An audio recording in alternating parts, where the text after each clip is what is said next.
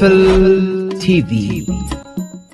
ሰላም ወሰናይ አብስተፈላለየ ኩርናዓት ዓለም ብምዃን መደባት ፍልፍል ቲቪ ተካታተሉ ክቡራትን ክቡራንን ከመይ ትኾና ንሎሙውን ከም ትልሙድ ዝተፈላለዩ መደባት ሒዝና መጺና ለና እቶም መደባት እንታይ ይመስሉ ሓቢርና ንከታተል ከምኡውን ክቡራትን ክቡራንን ተካታተልቲ ፍልፍል ቲቪ ሰብስክራይብ በምህራም አባላት ቤተሰብ ፍልፍል ቲቪ ክትኮኑ ደጊመ ብትሕትና ይዕድም ባርናብቲ ተዳልዩ ዘሎ መደባት ከብለኩም ደጊመ ሰናይ ምክትታል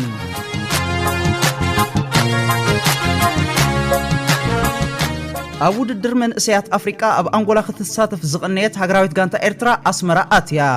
ኣብዚ ውድድር ሃገራዊት ጋንታ ኤርትራ በአትሌት አሌክሳንደር ተስፋይ ኣብ 3000 ሜትሮ ወርቅ መዳልያ ተዓዊታ ከምኡውን ተቀዳደንቲ ሲራክ በረኸትን ኤልያና ተኽለማርያምን ድማ በቀደም ተኸተል ነሐስን ብሩርን መዳልያ ተዓዊቶም ሃገራዊ ሽማግለ ኦሎምፒክ ኤርትራ ኣብ ሉዋንዳን ከባቢያን ዝነብሩ ኤርትራውያን ዜጋታት ንዝገበርዎ ሞራላዊ ደገፍን ኣብነታዊ አቀባብላን ኣብቲ ናይ ምቕባል ስነ ስርዓት ገሊጹ ናብ ሓደ ኣዝዩ ባህ ዘብል ዜና ከብለኩም ግብፂ ኣብ ወደብ ዓሰብ ኤርትራ ብብዙሕ ቢልዮናት ዝግመት ወፍሪ ብምግባር ኣብ ቀርኒ አፍሪካ ገዚፍ ስትራቴጂካዊ ለውጢ ንምምጻእ ብሓባር ምስ መንግስቲ ኤርትራ ብምዃን ትሰርሕ ከም ዘላ ተገሊጹ ኣብ ወርሒ ለካቲት 2021 ፕሬዝደንት ሃገር ኤርትራ አቶ ኢሳያስ አፈወርቂ ኣብ ቃለ ምሕተቱ ከምዚ ኢሉ ነይሩ ሃገራት እዚ ዞባ ብሰንኪ ግቡእ ቦታን ዘይመሓዘን ክውደና ብዘይ ምኽኣለን እዩ ብተኻታታሊ ግዳይ ምትእትታው ዓበይቲ ሓይልታት ንኸውን ዘለና ክብል ጠቂሱ ነይሩ እዚ ኣባሃህላ ንጹር ብዛዕባ ሃገርን ሃገራውነትን በዚ ኣብ ላዕሊ ዝተጠቕሰ ኣመለኻኽታ ኣብ ገዛና ዘሎ ሽግራት እንዳፈትሐና ብዛዕባ ናይ ሓባር ዞባዊ ኣመላኽታ ኣመልኪትና ክንሰርሕ ድማ ንጂኦ ፖለቲካዊ ኣቃውማ ነፍሲ ወከፍ ሃገርና ብዕምቆት ተረዲእና ናብ ረብሓን ረብሓ ዞባናን ክነውዕሎ ግድነት ይገብሮ أبو أمبر بايتو الأولونة السودان عبد الفتاح البرهان بعد ما بريزيدنت رسيب طيب أردوغان نعلت عسران حموشتن تحساس كل تشحن عسران حموشتن ناب تركي كبت سحيو اتزرب أبكلتي أو زمدناتاتن معبالتات السودان سبقوي كونتاتن كم أون زباوي من رقاق زتو كوريك خونيو كابزيكت إلون كبرانن تغاتاتلتي مسكرنت حقي وكيل UN أب إيرترا ني إيرترا من رقاقات محبراوي فتحي قداي هاقراوي دحناتيو Eritrea is a country in the Horn of Africa, and because of its regional positioning, it's experiencing cyclical drought, the spillover impact of the conflict in Sudan and those who are fleeing that conflict, as well as rising regional tensions. A country that is incredibly affected by climate change, even though it contributes almost nothing to the causes of climate change. And through the humanitarian funding that we receive, we have been able to last year alone ensure that over 800,000 Eritreans had access to one social service that they would not otherwise have had access to. Those funding cuts mean that we are unable to provide the same kind of access to services, food security, health for mothers and newborns. This is a country that does not have a lot themselves, but these communities are giving everything that they have in order to support their brothers and sisters. ኤርትራ ከም ማሕበረሰብ ዓለም ኣብ ርእሰ ምርኮሳ ሓያል ሃገራዊ ዋንነት መስርሕ ልምዓት ምትሕግጋዝ ክብርን ካብ ዝግበር ትኹረት ብዙሕ ክንመሃረላ ንኽእል ሃገር እያ እዚ ከም ዝልዕሊልና ክንሰምዖ ዝጸንሐና ክቡራትን ክቡራንን UN Resident Coordinator ወይዘሮ ናህላ ባልጂ ሓቅነት ወይ ከዓ ምስክርነት ሓቂ ወኪል UN ኣብ ኤርትራ ዝሃቦት እዩ ካብዚ ቀፂለውን ክቡራትን ክቡራንን ተኸታተልቲ ፍልፍል ቲቪ ኣብዚ ሕጂ እዋን ከም ንዕዘቦ ዘለና ኣብ ክልል ኢትዮጵያ ካብ ዝኸፍእ ናብ ዝበኣሰ ዝኸይድ ዘሎ ኩሉ ነገራት ናይቲ ሃገር እንዳጸልመተ ኣብ ዝኸደሉ ዘሎ እዋን ሕጂ እውን ነቲ ዘሎ ሁሉ ኩነታት ወይ ከዓ ነቲ ብዓይኒ ተራእይ ክፍረድ ዝኽእል ሓቅታት ንምሽፋን ስርዓት ቆልዓ በሻሻ ዝተፈላለየ ኣጀንዳ ንምፍጣር ተበጊሱ ኣሎ ነዚ ኣብ ዝሓለፈ መዓልታት ብዓይንና ዝረኣናዮ ኣዝዩ ኣስካሕካሕ ዝኾነ ህሞት ነዚ ንምሽፋን እውን ስርዓት ብልጽግና ኣብ ሕንጻጽ ጥሜት የለን ብምባል እዩ ኣብ ማሕበራዊ ሚድያ ክዝርግሕ ተዓዚብናዮ እዚ ጠቕላላ ላግጪ ከምዚ ኣብዚ ቪድዮ ንዕዘቦ ዘለና ሓንቲ ካብ ኣጠቃዕቲ ናይ ስርዓት ቆልዓ በሻሻ ዝኾነት ናይ ማሕበራዊ ሚድያ ኢትዮጵያን ብሮድካስት ክሮፕ ዝተባሃለት ነዚ ኣዝዩ ክእመን ዘይክእል ሓበሬታ እያ ዘርጊሓ ዘላ እዛ ሓንቲ ካብ ተኸፈልቲ ናይ ስርዓት ብልጽግና ዝኾነት ናይ ማሕበራዊ ሚድያ ዘርጊሓቶ ዘላ ኣብ ክልል ትግራይ ንዝተማዛበሉ ሰባት ዝግበር ሰብኣዊ ሓገዝ ብዝምልከት ካብ ኮሚሽን ምሕደራ ሓደጋ ዝወፀ መግለጺ ኮሚሽን ምሕደራ ሓደጋ ኢትዮጵያ ኣብ ክልል ትግራይ ዞባ ሰሜናዊ ምዕራብ ወረዳ ኣስገዳ ኣብ ዝርከብ ግዜያዊ መዕቆቢ ማዓስከር ሕንጻጽ ንዝተማዛበሉ ሰባት ሰብኣዊ ሓገዝ ኣመልኪቱ መግለጺ ኣውፅኡ መንግስቲ አመግለጽዩ ኣብ ግዜያዊ መዕቆቢ ዜጋታትና ቀዳምነት ትኩረት በመሃብ ሰብአዊ ሓገዝ መግቢ ይግበር ከም ዘሎ ይገልጹ እንተኾነ ኣብታ ከተማ ኣብ ዝርከብ ግዜያዊ መዕቆቢ ዜጋታትና ሰብአዊ ሓገዝ ከም ዘይረኸቡ ዝገልጽ ኣብ ዝተፈላለዩ ማሕበራዊ መራኸቢታት ዝዘዋወር ጸብጻባት ዘይቁኑዕ ንሓፈሻዊ ኩነታት እቲ መዕቆቢ ዘየንጸባርቕ ከም ዝኾነ እቲ ኮሚሽን ኣፍሊጡ ሰብአዊ ሓገዝ ብዝምልከት ኮሚሽን ኣብ መግለጽዩ ምክፍፋል መግቢ ንዝተጸገሙ ሰባት ኣብ ሙሉእ ዓመት ብዘይ ምቁራጽ ይቕጽል ከም ዘሎ እዩ ሓቢሩ ኣብታ ከተማ ኣብ ዝርከብ ግዜያዊ መዕቆቢ ዝርከቡ ዜጋታትና ኣብ ሙሉእ ዓመት ተመሳሳሊ ደገፍ ክረኽቡ ጸኒሖም እዮም ዳታና ድማ ካብ መስከረም 2018 ክሳብ ታሕሳስ 2018 ሙሉእን ዘይተቋረጸ ናይ መግቢ ሰብአዊ ሓገዝ ክረኽቡ ጸኒሖም እዩ ዝብል እዝነይ ድዩ ብሓቂ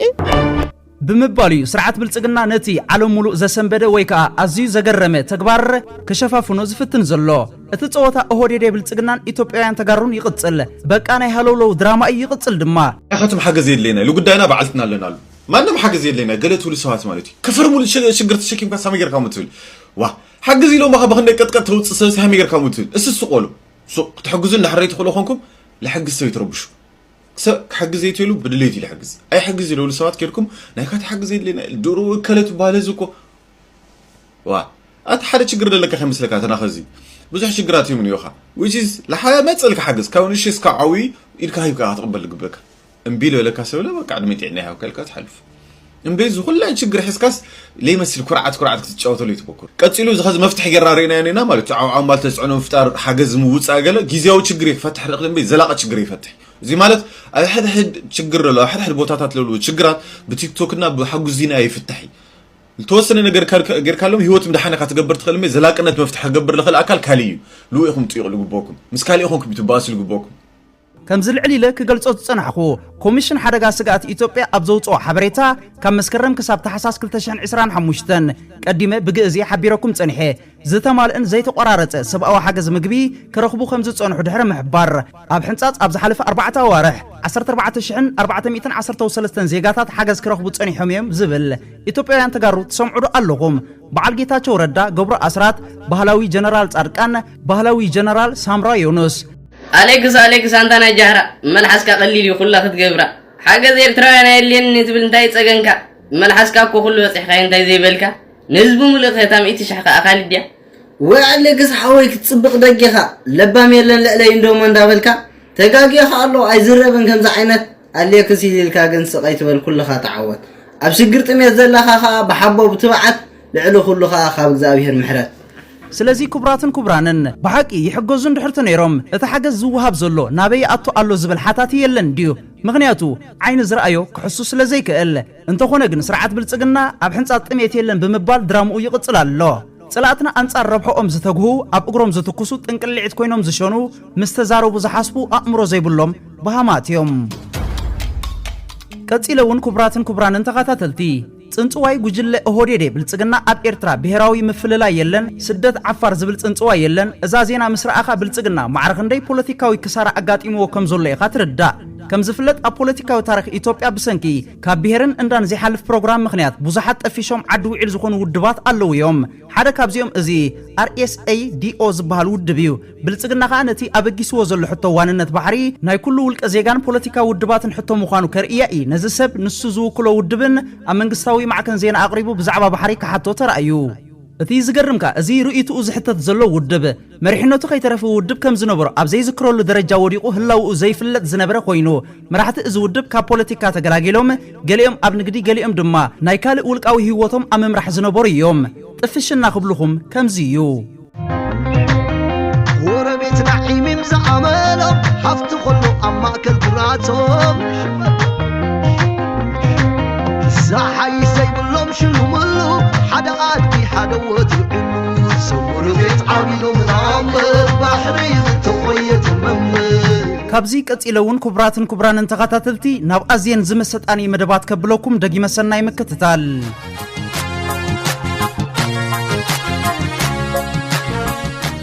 قديما زقرب لكم مدبن بار كبراتن كبرانن تحوات نيرم مسانا وحنسا دقي دبرصين بحالو حجز يوم قيار دي غبور لهم قليلنا نحاتت نيرنا نحنا بزخونة خوينا كاكبي تغيرني حجي تحافتو تندهاجي منا خلنا سوم كالاي غانتا نحنا قدام اي غانتاينا حجي نسوم هاجون قدمي احنا هاد الدحريه من انا مص او حجي تحت فنجي هريمات صنحه مالتي فنجي هريمات صنحته زغارا تقاراريصا كل نفسات بيلا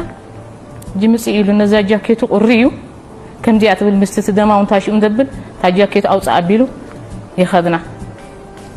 حساب اندا ديت مالو انتي جاكيس انتي مخون انتي مورال خونا ينلماز بلوم مدحان قال بس قاعد خما ساعه تصفى خونا ስለዚህ ናይ ዓድሮሶ ዝነበረ ኩናት ፍላይ ኣብዛ ዓጋመዳት በሃል ታሽሙ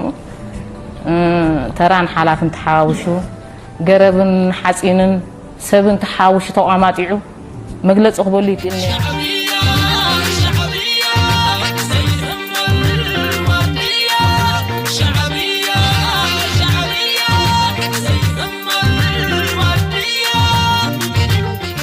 ቅጽላ ቢለውን ኩብራትን ኩብራንን ተኸታተልቲ አደخل ተወለዶ ነዛት ስዕብ መደብ ክትከታተልዋ ደጊመ ብትሕትና ይዕድም እዛ ስእሊ እዚኣ ናተይ ስእሊኣ ኣብቲ ሽላሎ ዝበሃል ዓዲ ከም መምህር ኮይነ ተመዲበ 86 ሕጂ ኣብ ዓመት ናይ ታ ቦታ ዝተመደብኩላ ግዜ ነፈርቲ መፅን ደብዲበን ኣብቲ ቤት ትምህርቲ ማለት እዩ ኣብቲ ቤት ትምህርቲ ኣብቲ ዓዲ ምስ ደብደባል ከዓብ ግዜ ስራሕ ከለና እን ደብዲበን ኣብታ ቤት ትምህርቲ ኻ ዓባይ كمزي دومانيا حجتا دومالك خمز ناي غزا قرصي زلوا قلعت بزحات يما وشت اتيا تمهارو حجي انا كمان تا سئل بتعمي زدن قن تازاز ابرها تا سئل خري اخلص بتعمي ازغرم مهنياتس ابتي هموت تسي كم يغيرو ينت سئلي كسولو خيلو تغرميخا ስለዚህ ኣብዛ ሰዓት እዚኣ ኣተሳኢላ ዛ ስእሊ እዚኣ ኣብ ሕማቅ ግዜን ከሎ እንዳተደብደበ ከሎ ነፋሪት ሽላሎ ኣተሳኢላ ማለት እዩ ዛ ስእሊ እዚኣ ኣብቲ ግዜ ኣነ ብገምጋም ናይቲ ዕድመ ካብ 15 ይዓቢ ኣይብልኒ ኣብ 15 ከባቢ እቲ ዕድመ ምክንያቱ ንሕናስ ንዓሽቱ ከለና ኢና ንዘመተ ወፂና 15 16 ይገብር ነይረ ኾነ ኣብቲ ሰዓት እቲ እንደገና ኸአ ቶም ቆልዑት ተማሃሮና ህፃውንቲም ካብቶም ዝነበሩ ተማሃሮ ኸአ ዝናኣስዮም ቀዳማይ ክፍሊ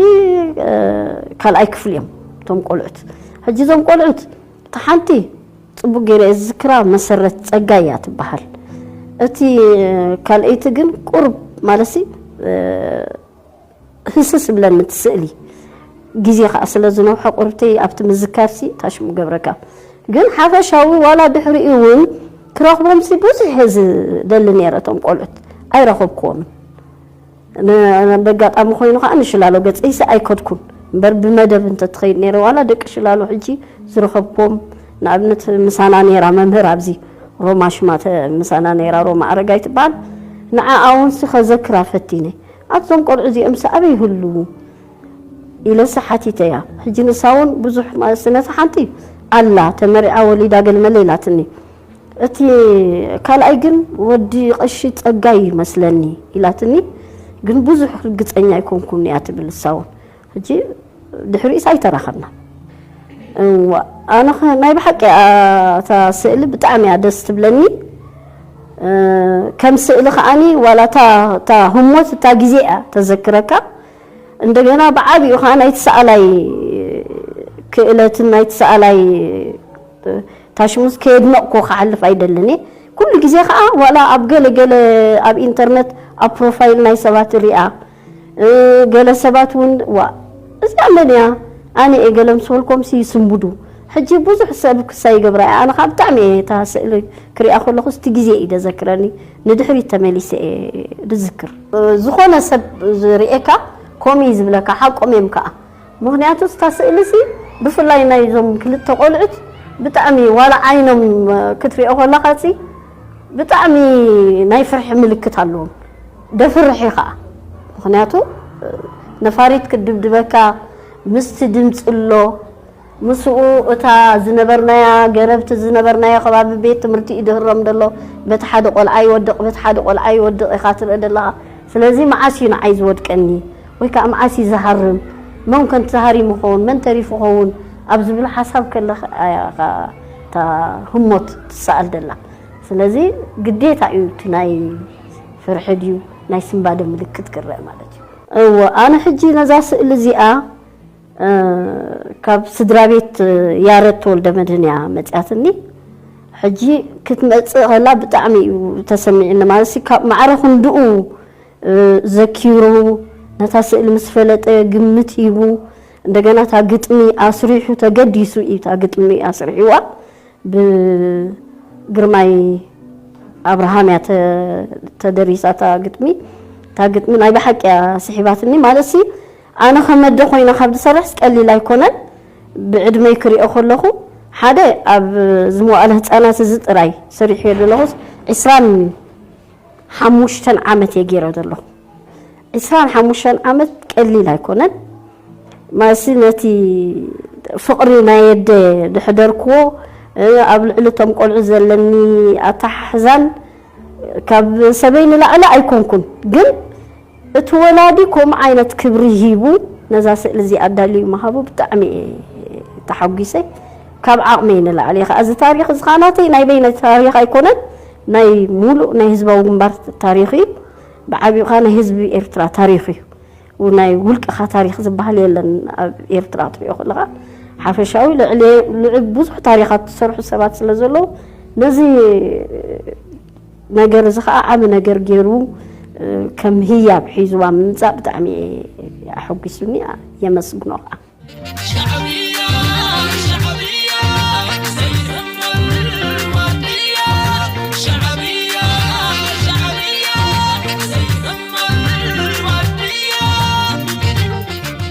ቀጽለውን ኩብራትን ኩብራንን ተኸታተልቲ ፍልፍል ቲቪ ሰረት እምነት ምክልኻል ሻዕብያ ካብ ጉይ መውዓል ክሳድ መሓዝዩ ክሳድ ዓዲ ሽሩም ትመስክር ኣብ ውግእ ምሕራር ከተማ ኣፍዓበትን ምድምሳስ እዝናደውን ኣዛዚ ክፍለ ጦር ክፍለ ሰራዊት ኮይኑ ንሰራዊት ደርጊ መሪሑ ዝተኻፈለ ኢትዮጵያዊ ኮኒኤል ባዕሉ ኣብ ዘዳለዋ መጽሓፍ ዝጠቆሰዩ እዚ ኣርእስቲ ሻዕብያ ብሓንቲ ቦምባዩ 20,000 ወታደራት ኢትዮጵያ ኣብ ግንባር ናቕፋዩ ዝማርኽ ብምባሉ ዝገልጽ ነቲ ኩናት ብልክዕ ካብ ዝተገንዘብዎን ዝገለጽዎን ድማ ዝተብዑ ወታደራውያን መኮንናት ኢትዮጵያ ክበሃል ይከኣል ከምቲ ዝበሎ ካብ ጉይ መውዓል ክሳድ መሓዝ ዝብል ምዕቡል ፍልስፍና ዝጥቀም ሻዕብያ ኣብ ክሳድ ዓዲ ሽሩም ብሓንቲ ቦምባ ንሓንቲ ዓባይ ተሽከርካሪት ምስ ኣዕነወ እተን ድሕሪያ በታ ጸባብን እንኮ መንገድን ተሰሪዕን ዝጓዓዛ ዝነበራ ታንክታትን ረሻሽ ሰራዊትን ዝጸዓና መኻይን ዝውቅዓ ተወቂዕን ዝማረኻ ድማ ተማሪኸን ስለዚ ሻዕብያ ካብ ጉይ መውዓል ክሳድ መሓዝ እዩ ዘዘውትር ውጽኢት ድማ እዚ ንፈልጦ እዩ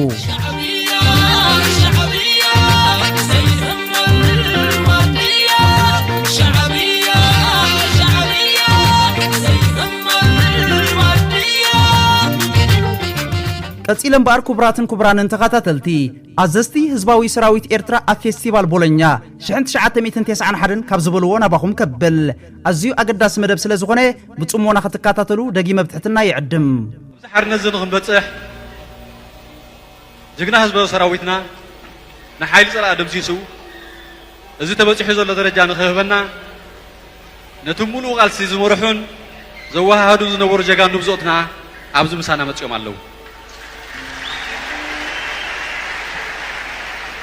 ብጻይ ስብሓት ኤፍሬም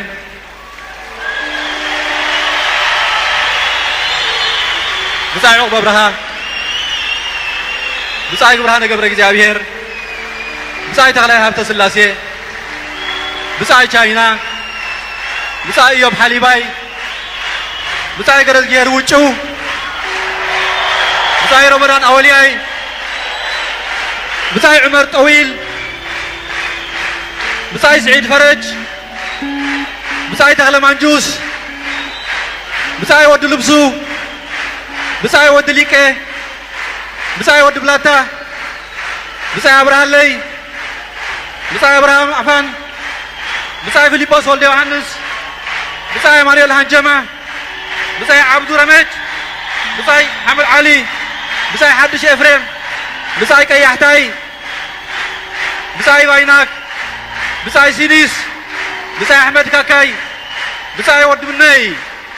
እዚኦም እዮም ቶም ጀጋኑና እዚኦም እዮም ሓድነት ዘጓናፉና እዚኦም እዮም ኩሎም እሞ ከምዚ ብጻይ ዘመደ ክብሎ ዝጸንሐ እዚኦም እዮም ንህዝባዊ ሰራዊት ሓርነት ኤርትራ ክመርሑን ከወሃህዱን ነዚ لعل حيالان كحنصو صلحو اب طاولا ناي سوفيت حبرتن ناي كالن زتحنصص حنصاصات ببلح تمكرهم افشيلهم حزباو سراويت حرنت ኤርትራ مريحهم اسمرا زاتو جغانو ኤርትራ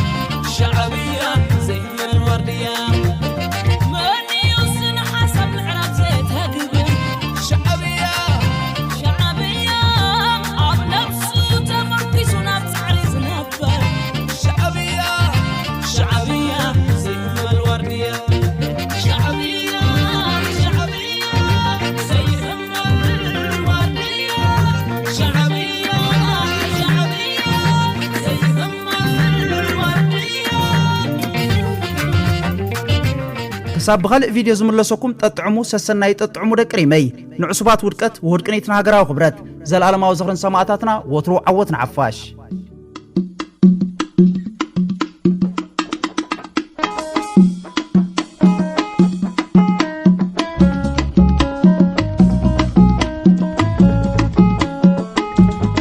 فلفل تي في